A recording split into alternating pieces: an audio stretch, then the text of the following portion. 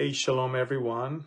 This is Amir Tsarfati, and I wanted to give you a very important update on two specific things that are quite amazing. Okay, so I'm gonna wait for you guys to connect and to press the share button.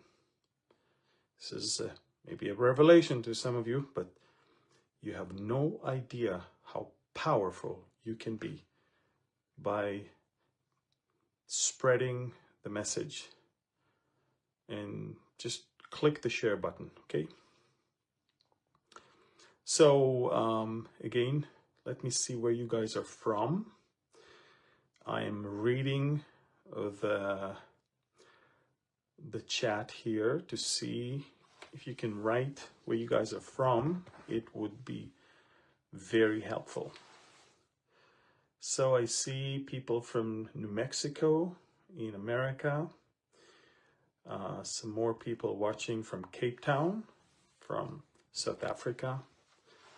I see people that are writing from South Africa, some more people from South Africa.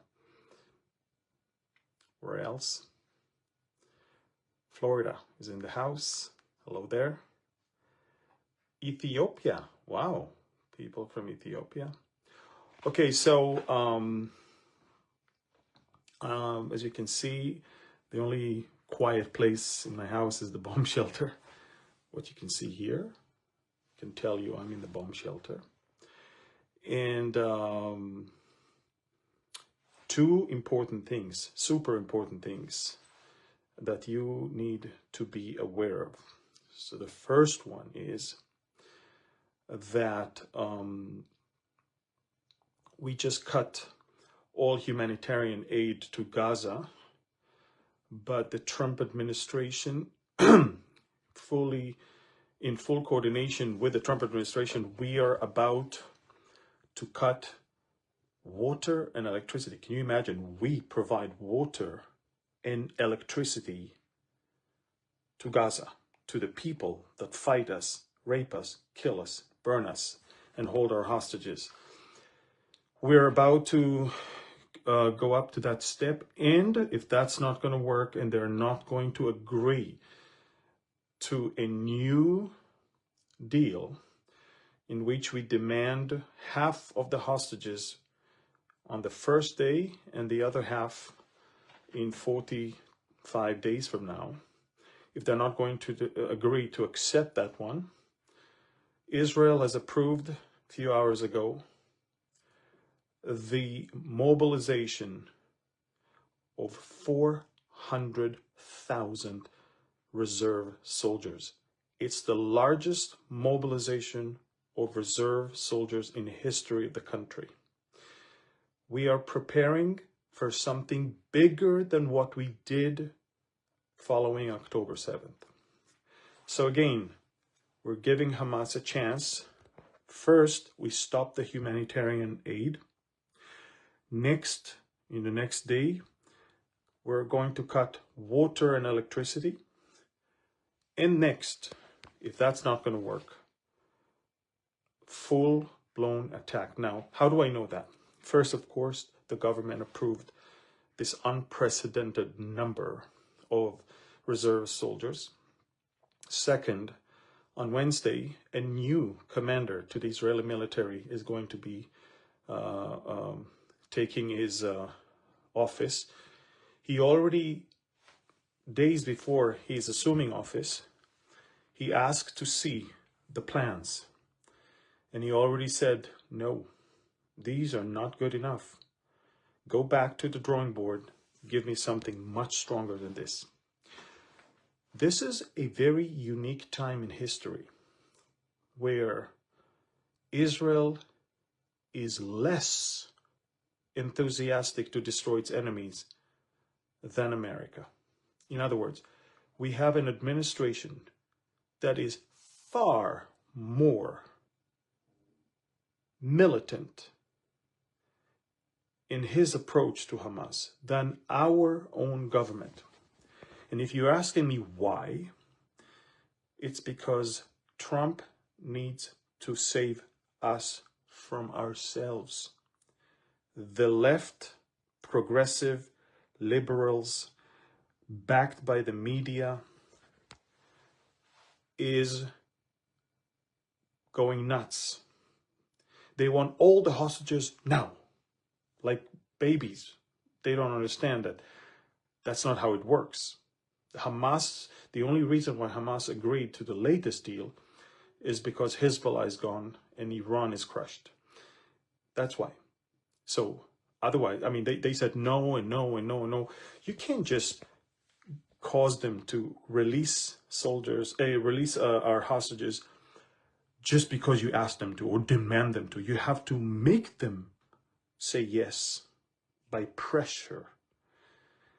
And if stopping humanitarian aid is not, by the way, Gaza received in the last 44 days more than 200,000 truckloads of food and supply, more than any other place on planet Earth.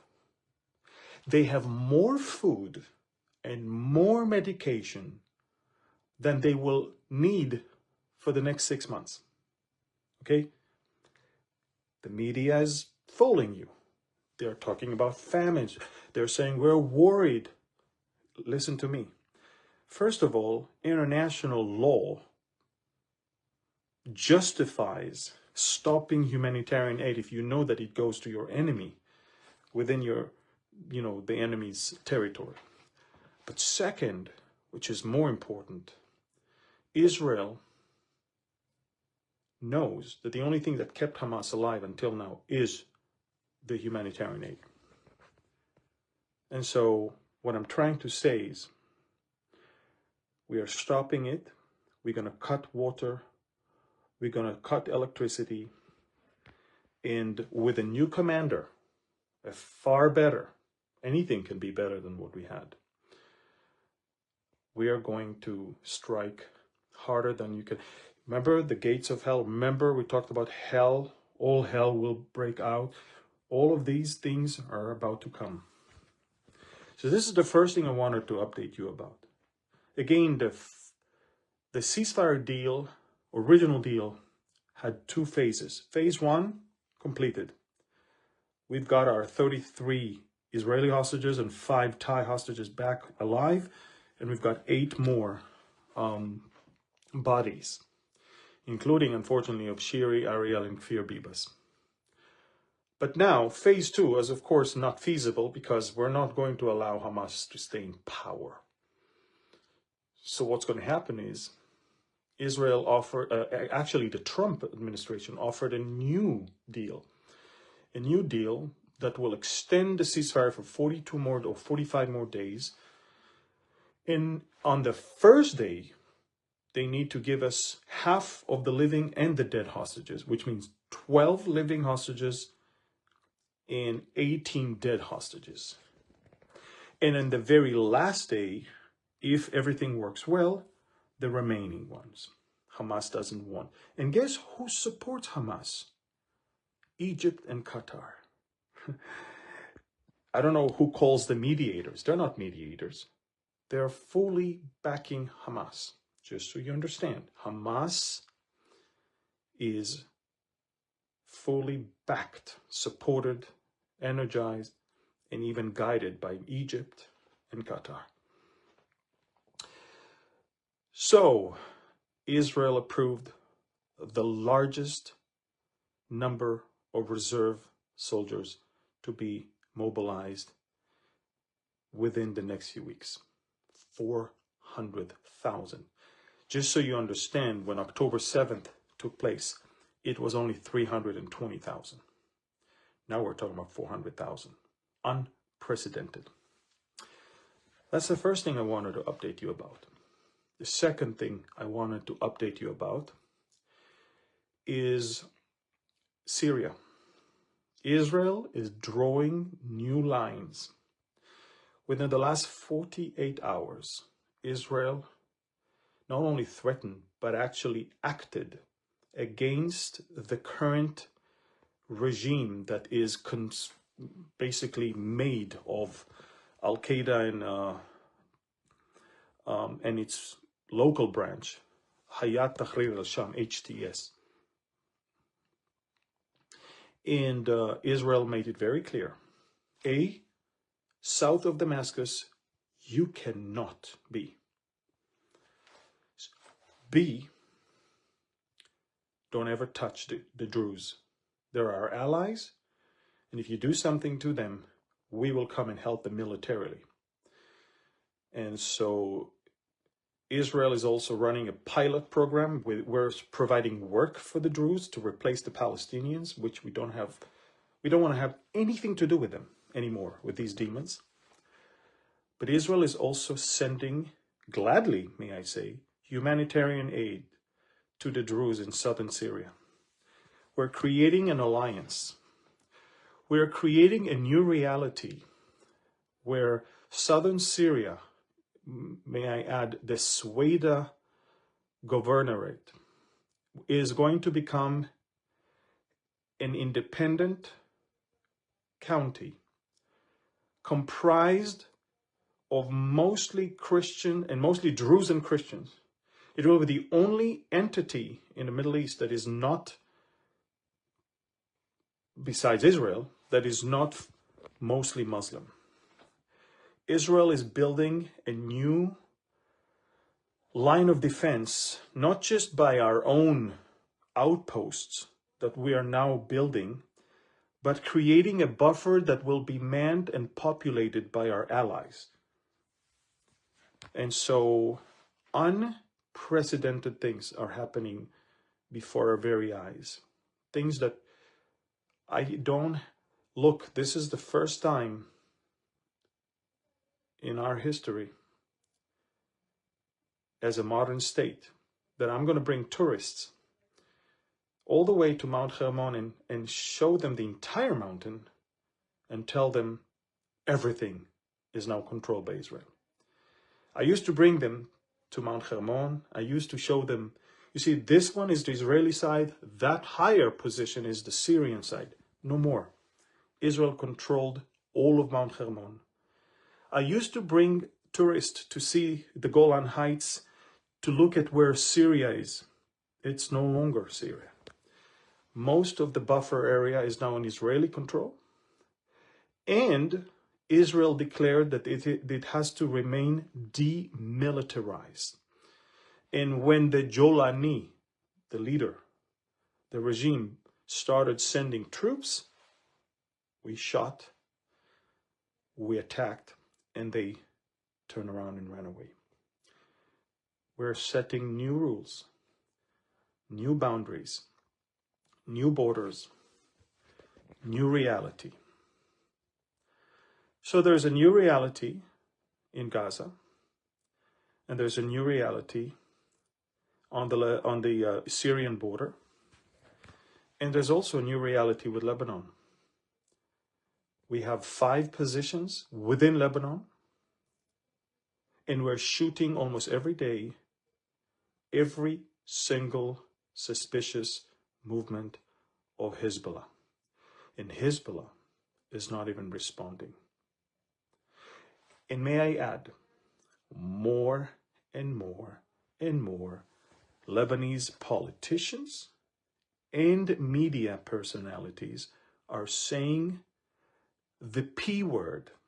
You know, we are not supposed to say the F word or the S word. The P word, peace, was not supposed to be used by Lebanese.